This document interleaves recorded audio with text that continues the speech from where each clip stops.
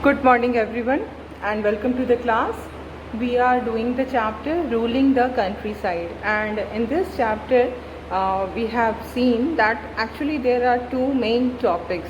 The first is about the system of revenue, different system of revenue which was started by British in the province of Bengal.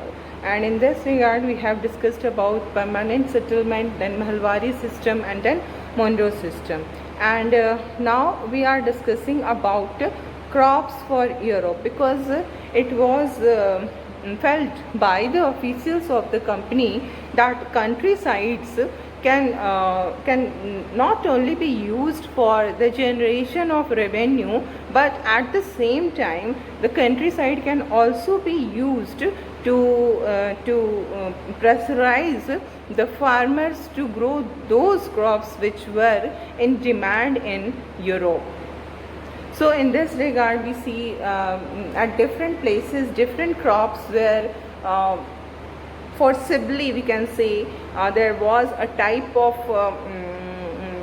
coercion by the company on the farmers to produce that particular type of crop. Like in Assam it was tea, in Bengal sugarcane, in UP, United Provinces. So in this way they were forcing the people, the farmers of different parts of the country to produce only that product which were in demand in Europe. And in this regard indigo was one such crop. And in this chapter we will focus only on this cultivation of indigo.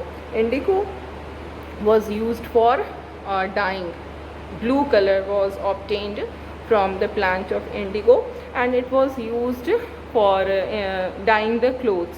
And we see that the color which was derived from indigo was a very rich blue color, and it was in great demand in Europe. But at the same time what we find that the amount of indigo which reached Europe was very less, and the distance was also very great. So because of that, what happened that the cost of indigo increased many times when it reaches Europe. So this caused increased cost of production. So what happened that the manufacturer of this cloth manufacturer in Britain, they wanted to find one substitute for this indigo. They wanted themselves to be independent of this need of indigo, and so in this attempt they started growing woad. As I told you, indigo is a crop of tropical region, so they started producing woad. Woad was also used for colors, giving colors to the fabrics. Violet and blue colors were produced by this woad. But what happened, what we find, that the color of the woad was pale. It was not as bright, as rich as the color from indigo. So the woad producers, first of all what they did, that they put pressure on the government to ban the import of indigo, so that the cloth manufacturer will use only woad, and indigo will not be there in the market. So there will not be any competition, there will not be any rivalry, and the manufacturers of the clothes will be compelled to use only woad. But the problem was that the color of the woad was not very rich, it was pale. So the cloth manufacturer preferred the indigo as for dyeing their clothes, and they again put pressure on the government to lift this ban on the import of indigo, and the government accepted this. And then what happened, slowly they started growing crops of indigo in their colonies. Like all these European powers were colonial powers at that time. So what happened, like France, the French people, they started growing this this indigo in Saint Dominic, which was the colony of France. In the similar way, we find that the Portuguese started growing indigo in Brazil, and then the English, they started growing indigo in Jamaica.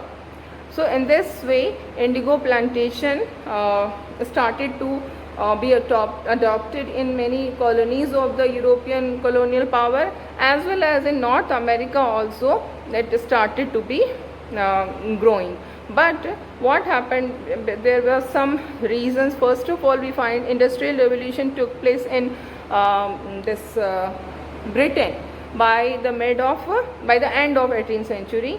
Industrial revolution took place, and because of industrial revolution, what happened, that the production increased manifold, है ना.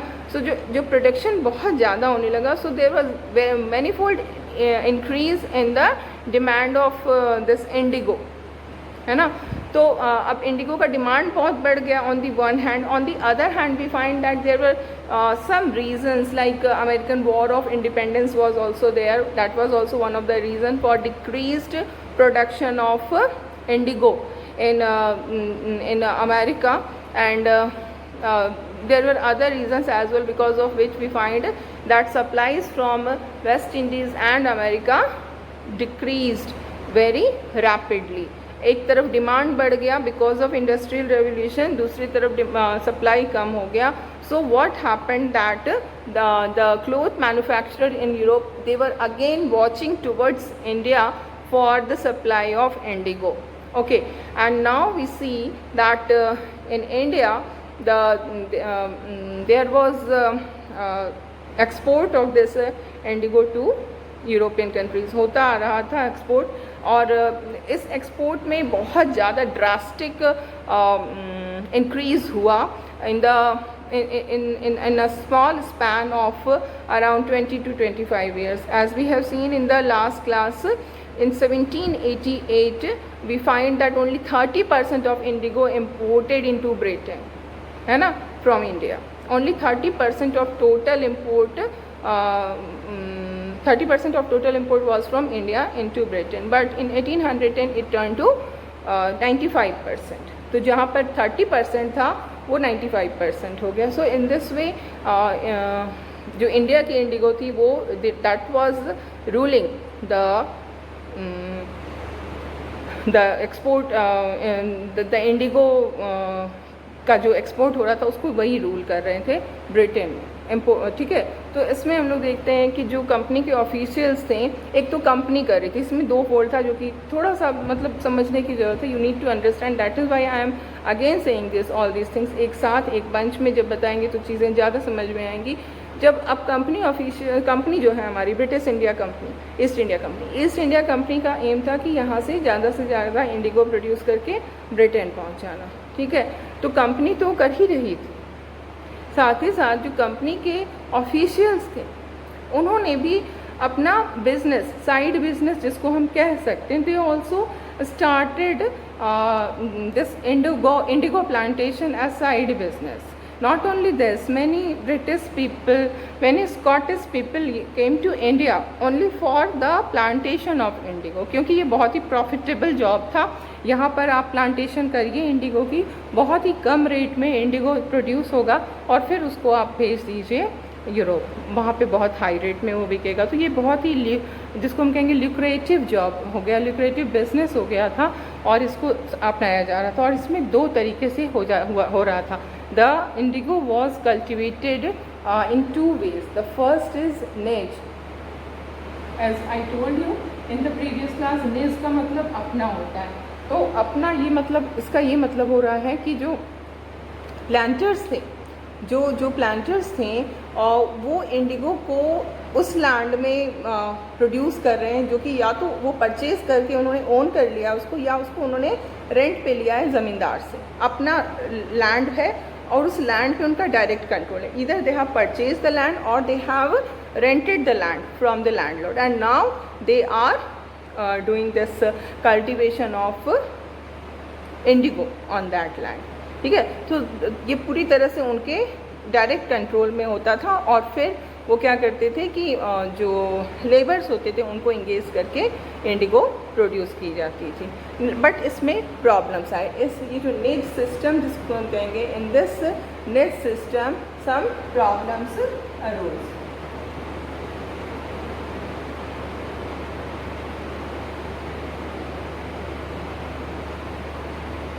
What were the problems? क्या दिक्कतें आई?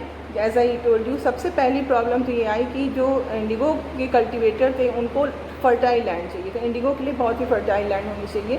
उनको fertile land जो है वो नहीं मिल रही थी, क्योंकि जो एरिया बंगाल में जहाँ पर वो हैं, जिस बंगाल प्रेसिडेंसी में वो हैं, that area is densely populated. और सिर्फ उनको एक, जैसे वो चाहते थे कि फर्टाइल लैंड मिले, बड़ा प्लॉट मिले जहाँ पर कि वो सारा कुछ एक साथ कर ले। उसकी जो प्रोसेसिंग की यूनिट होगी, जो फैक्ट्री होगी, वहीं पर उनको लैंड भी मिल जाए, बड़ा पीस ऑफ लैंड मिल जाए जहाँ पर वो फार्मिंग करे और वहीं से वो प्रोसेसिंग के लिए चला जाए। तो इस तरह का लैंड उनको अवेलेबल नहीं हो पा रहा था। That was one of the most important problem they were facing, that the land was not available in a block. Scattered land मिल रहे थे, जहाँ तहाँ छोटे छोटे लैंड्स मिल रहे थे। ऐसे में फार्मिंग को मैनेज करना बड़ा मुश्किल था। So this was the most important problem the planters under the निच सिस्टम वर फेसिंग। ठीक है, तो उनका मेन एम यही था कि किसी भी तरह से जो लैंड इंडिगो फैक्ट्री के चारों तरफ का है उसको वो ले ले रेंट पे, लीज पे, एंड देन वहाँ पे वो फार्मिंग करे। और कई बार वो करते थे कि फोर्सफुली उस लैंड को वो लेने का एफर्ट करते थे। और जब भी इस तरह का एफर्ट होता था तो फिर कॉन्फ्लिक्ट होता था with the peasants, because the peasants are the owner of that land, but the planters want to do this farming of indigo on that land, and for that purpose they are evicting the peasants. तो इसके कारण उनमें conflict होता था। तो this was one of the biggest problem the planters were facing under this niche system. Okay, now we see that it was not easy to mobilize the labor, because plantation जब भी किसी चीज़ की होती है उसमें बहुत लेबर इंटेंसिव होता है। Plantation of Indigo was also a labour intensive work, जिसमें बहुत सारे लेबर चाहिए थी। एंड लेबर उसी टाइम पे चाहिए होती थी जिस टाइम पे जो वहाँ के जो पेजेंट्स थे वो बिज़ी होते थे राइस कल्टीवेशन के लिए, क्योंकि दोनों के जो कल्टीवेशन का टाइम अगर हम देखें राइस और इंडिगो का, तो वो दोनों एक ही टाइम था। तो जिस समय इंडिगो के कल्टीवेशन के लिए बहुत सारे लेबर की नीड होती थी, उसी समय राइस के कल्टीवेशन के लिए भी बहुत सारे लेबर्स की नीड होती थी। तो जो लेबर्स थे, जो पेजेंट्स थे, दे वर डू देयर ओन कल्टीवेशन ना। Rice is very much important for them, rice is a staple food for them. They are producing rice in order to fulfill their food related needs. So labor का भी problem हो गया. Okay, so what are the problem? The problem was, the first problem you can say was of land. Big piece of land in a block, land was not available. Land around the factory was not available. So this was the problem. The second problem we can say the planters in this system were facing was of the labor.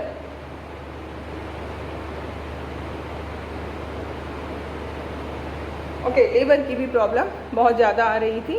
और इस तरह से हम देखते हैं कि निज cultivation जो है वो एक और चीज़ थी, एक और प्रॉब्लम थी कि इसके लिए बहुत सारे प्लॉज एंड बुलेट्स की ज़रूरत थी in order to cultivate this indigo crop. There was requirement of so many plow and bullets.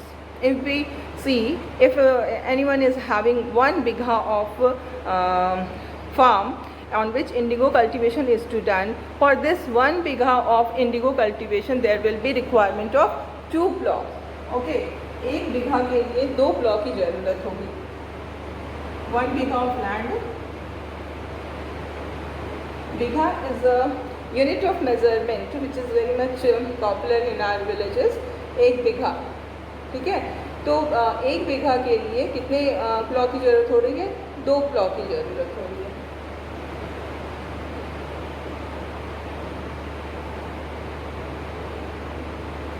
Okay, अब हम अगर if the planter has 1000 bigha, okay, planter के पास जो ज़मीन है वो 1000 बीघा है, so the planter will be in need of 2000 plot, है ना, there will be requirement of 2000 plots. तो अब क्या होगा, इतने सारे प्लॉट कहाँ से मिलेंगे, या तो उन्हें परचेज़ करना पड़ेगा, they will have to purchase and maintain भी करना पड़ेगा, so they have to spend a lot amount of money on purchasing and maintaining of these 2000 plots.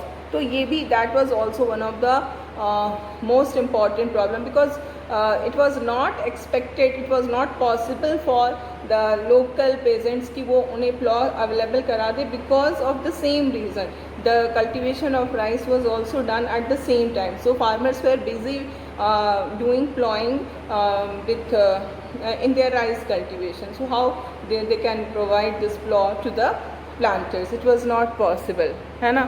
So we see that this is the these are the problems which the planters were facing under the niche system. So after we see that till late 19th century the planters were not desiring to expand the area under niche cultivation. They understood that this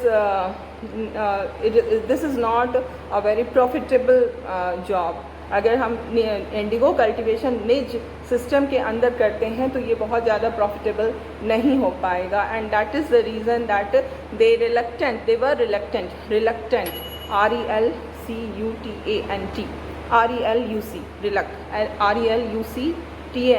reluctant का मतलब होता है अनिच्छुक होना, reluctant,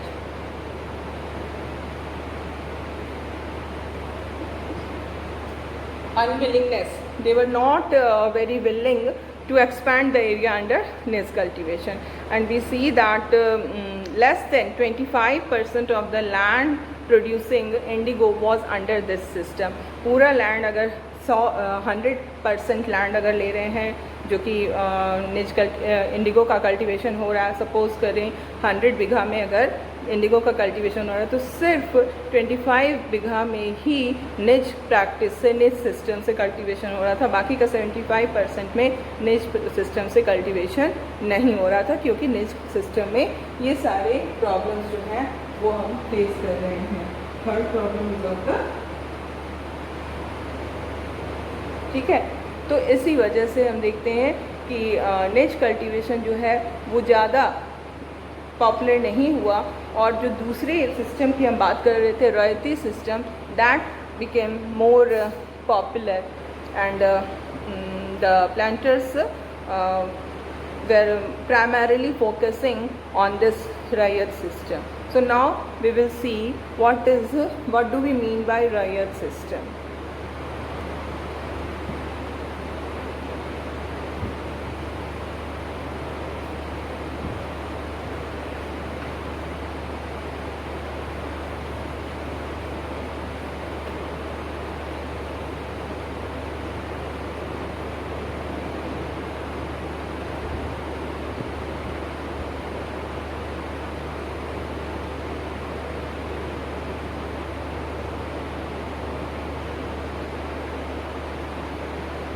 Okay, now what do we mean by royalty system? In this system what happened that the planters actually they forced the cultivators. Actually rayat ka matlab I told you earlier also when we were doing that Monroe system, that is also called rayat system, rayat one. तो रैयत का मतलब क्या होता है? रैयत का मतलब होता है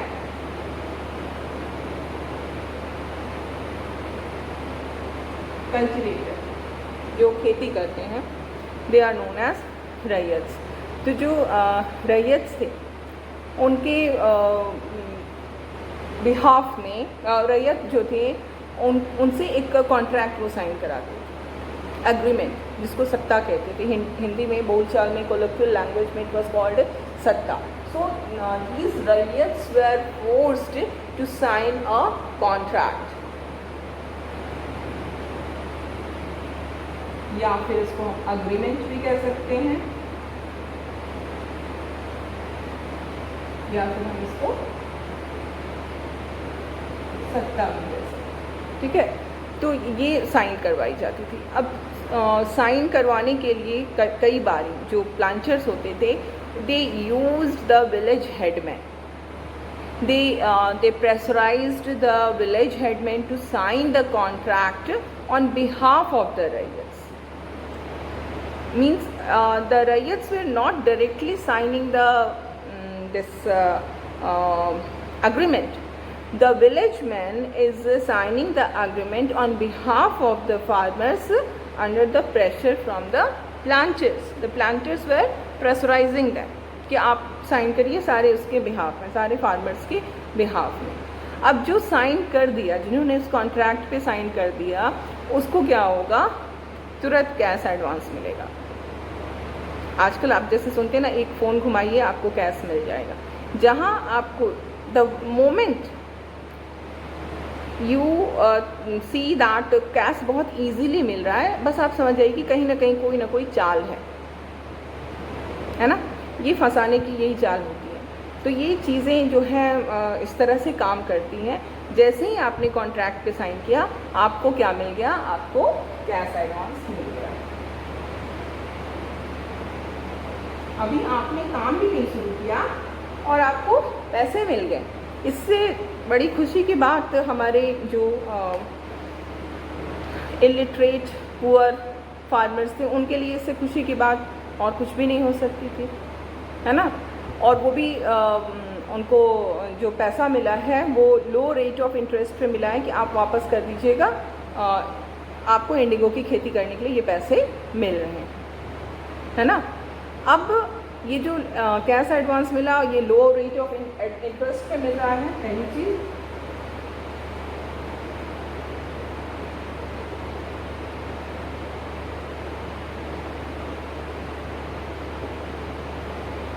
ओके, और इसमें ये कहा गया है कि अब जो रैयत्स हैं, उनको कम से कम अपनी जो भी उनकी होल्डिंग है, जो भी उनका खेत है, उसके 25% पे उनको इंडिगो की खेती करनी होगी। By signing this contract they are compelled to cultivate indigo on at least 25% of the area under their holding. Cultivation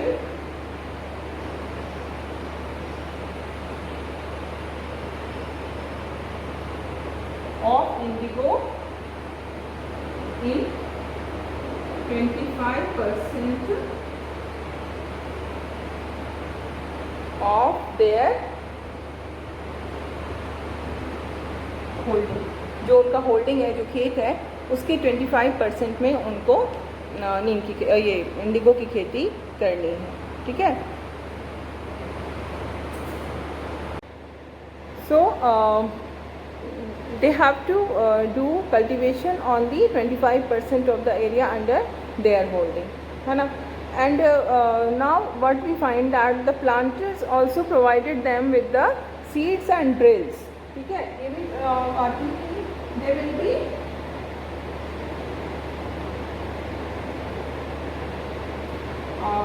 they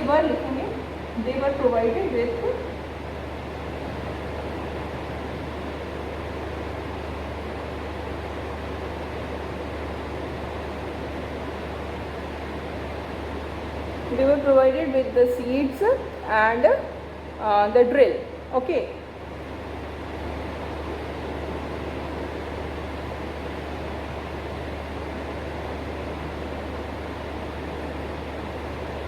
seeds और ड्रिल दोनों उनको प्रोवाइड कर दिया गया है। एंड कल्टीवेटर्स जो हैं वो सॉइल को प्रिपेयर करेंगे, सीड को सो करेंगे, क्रॉप को देखेंगे, उसकी देखभाल करेंगे, और इस तरह से जब क्रॉप तैयार हो जाएगा तो उसको हार्वेस्ट करेंगे, है ना। This was the system under this royalty system. And after the harvesting, the cultivators, the ryots were deliver the crop to the planter, है ना।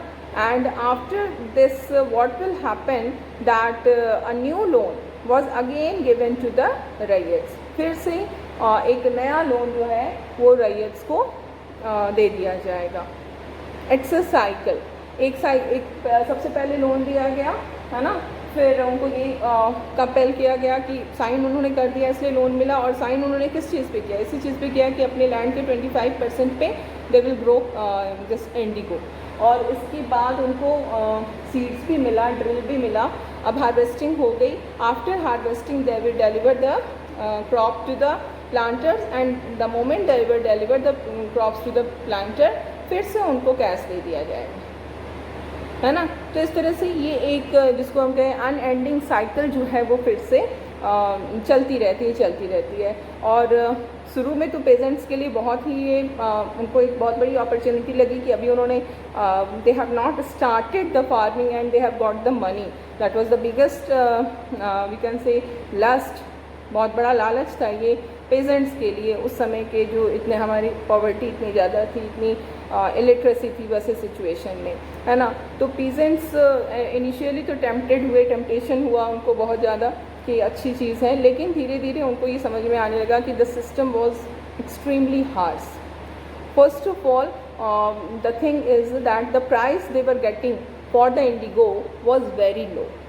जब वो हार्वेस्ट अपना देते थे तो उसके बदले में उन्हें जो पैसा मिलता था वो बहुत ही लो होता था, और उनको लोन भी चुकाना, यू रिमेंबर, जो कैश एडवांस मिला है वो उनको वापस देना है ना. That was a loan. तो जब वो खेती हो जाएगी, हार्वेस्ट होगा, उनको बेचेंगे, लो प्राइस पे वो ख़रीदते थे, फिर उसमें से उनको लोन का अमाउंट भी वापस करना है. तो जो प्राइस उनको मिलता था that was very low. Not only this कि other thing was that the planters, they always insisted that the indigo should be cultivated on the most fertile soil. जो भी एक किसान के पास पूरा का पूरा अपना ज़मीन है, उसका जो 25% एरिया जो कि मोस्ट फर्टाइल है, वहीं पर इंडिगो की खेती होनी चाहिए. इसके लिए वो प्रेजेंट्स पे काफ़ी प्रेशराइज करते थे, जो कि पेजेंट्स चाहते थे कि उस जो फर्टाइल लैंड है वहाँ पर वो राइस की खेती करें. But they were not allowed to do rice cultivation on that land. They were forced to cultivate only this indigo on that fertile land. Then another problem was there. Indigo जो होता है उसके roots बहुत ही deep होते हैं. जिस खेत में, जिस लैंड में इंडिगो की कल्टीवेशन हो गया, वो उसका सॉइल पूरी तरह से एग्जॉस्ट हो जाता है. उसको नेक्स्ट क्रॉप उसका जो है वो आप नहीं कर सकते हो, राइस उसमें फिर से नहीं आ सकता, क्योंकि वो सॉइल बर्बाद हो जाता है. उस सॉइल की पूरी जो फर्टिलिटी है उसको वो एक्सप्लॉइट कर लेता है, एग्जॉस्ट कर लेता है इंडिगो. तो ये जो थी फार्मर्स के लिए बहुत ही ऑप्रेसिव सिस्टम था, और जो उनको whatever crop they want to own, they want to grow, they should be given this right to grow the crop of their own choice, because they are the owners of their farm, na. But they were not given this right. And this is the reason ये जो oppressive system बहुत दिनों तक चला, but lastly इसके against एक rebellion होता है, और इस रेबेलियन का जो हम देखते हैं नेक्स्ट क्लास में हम लोग उसको पूरे डिटेल में समझेंगे क्या था ये रेबेलियन. अभी I am just giving you an outline और an overview of that rebellion. This rebellion is known as blue rebellion.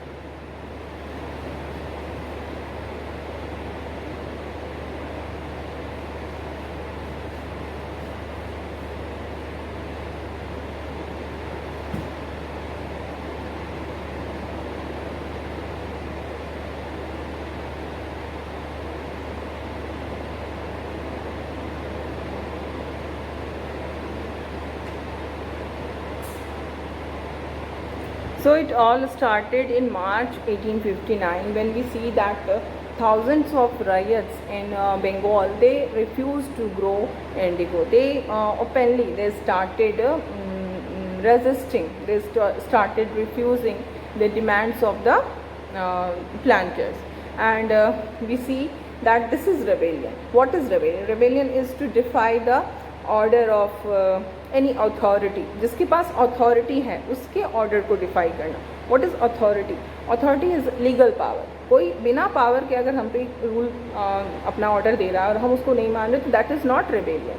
अगर जिसके पास अथॉरिटी है लीगली जो पावर को होल्ड कर रहा है और हम जब उसकी बात को नहीं मान रहे, दैट इज़ रेबेलियन. तो यहाँ पर जो कंपनी थी that was powerful, that was having political power in our country. So people, the riots, they started defying the orders of the planters, and in this way this took a form of rebellion which not only concentrated to Bengal, but it spread in other regions also. Riots, they refused to pay rents to the planters, they attacked the indigo factories, and in this way we see that all this started. We will continue with this discussion in the next class.